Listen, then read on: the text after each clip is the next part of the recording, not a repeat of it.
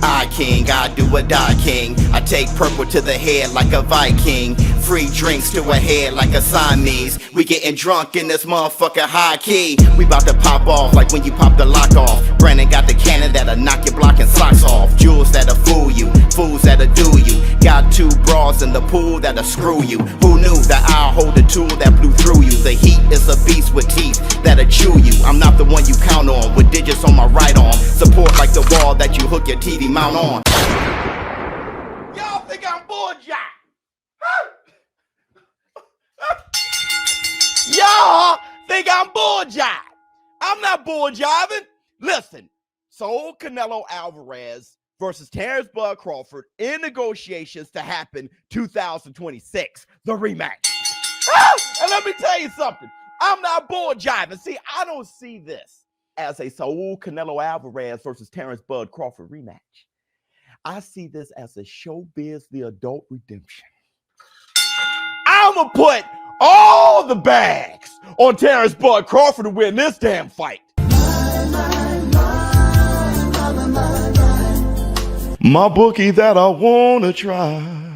I learned my damn lesson.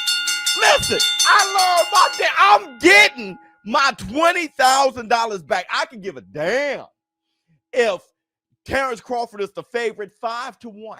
I'm going to put down as much money as I possibly can to get out of that $20,000 Bud Crawford debt.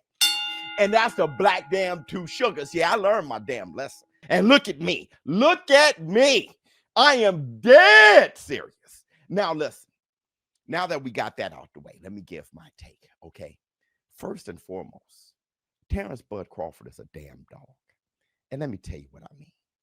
In negotiating for this rematch, he would be the first one out of the fighters who've beaten Saul Canelo Alvarez to give him a rematch.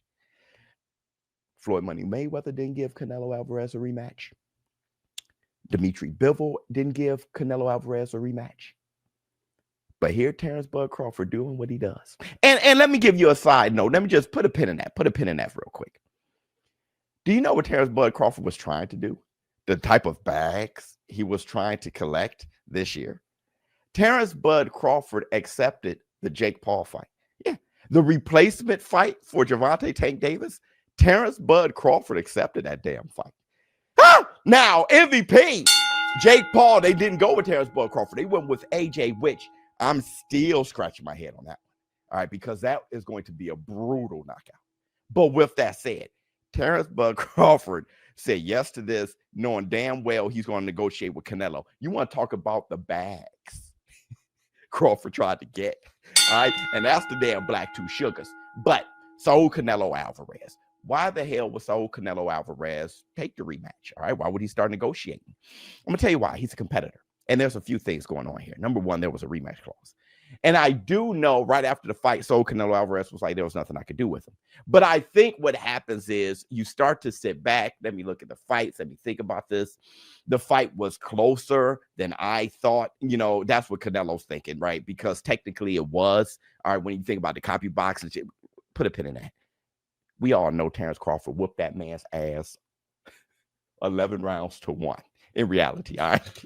But if you count, punches, landed or copy by, statistically, technically, it was a closer fight, okay?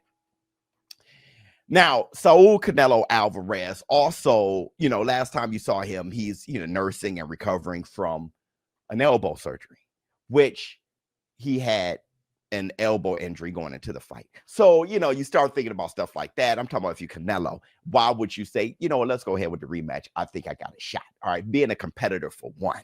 All right. And number two, the fight was closer technically than you thought because you were in there. And in there, you felt like you were getting your ass whipped.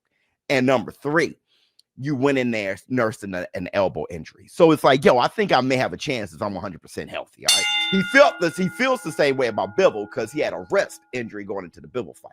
So it's just, you think about all those things and like, yeah, let me give myself a shot. All right. But I'll tell you what I'm going to do. What I'm going to do is get my 20 grand back. All right. Now, this is just a moment for redemption for the kid. Now, let's move on to the highly anticipated matchup. The official weigh-in early this morning. Devin, the American Dream Haney, coming in slightly heavier than Brian Norman Jr. All right. Now, later today, they're going to have the ceremonial weigh-in. And my reaction to that weigh-in is, Devin, how big are you, brother? Now, I know I coined the name Debo Dev, and now that's what they call him, Debo Dev. I get that. You definitely Debo, bro. How big are you? No matter who you fight, you're bigger than. The only one was Ryan Garcia, which Ryan came in and missed the weight by 3 pounds. But come fight night, they look damn near the same. Devin, how big are you, brother? Now, we have to talk about this. This is the elephant in the room, the face-off, okay? We all looked at that. You saw how Brian Norman Jr. had that Iron Mike Tyson stare, bro.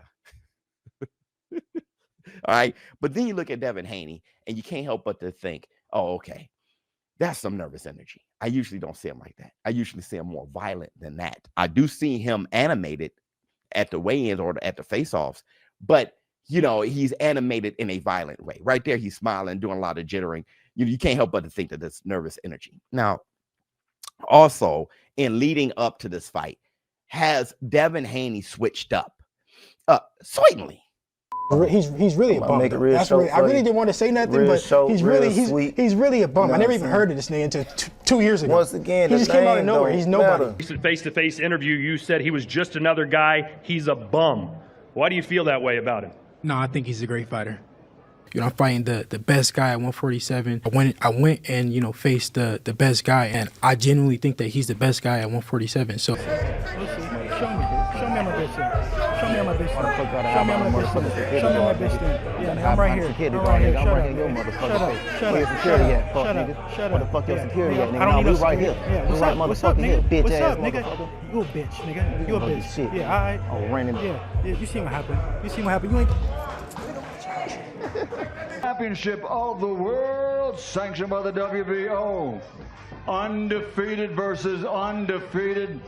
Somebody's has got to go. The challenger, two-time. But listen, hear me out. Now, I already know the Devin Haney fanboys are right now losing their damn minds because they can't stay patient. All right. Here's my take on it. Devin Haney switched up, but I like it. I think Devin Haney switched up from a more phony persona to being closer to who he is. I think saying that somebody ain't this and doing all that, I think that's not Dev. I've met Dev personally. He's a nicer guy. I think Devin Haney saying that, he's a great champion, a great warrior, great fighter and stuff, that's Devin. That's actually Devin.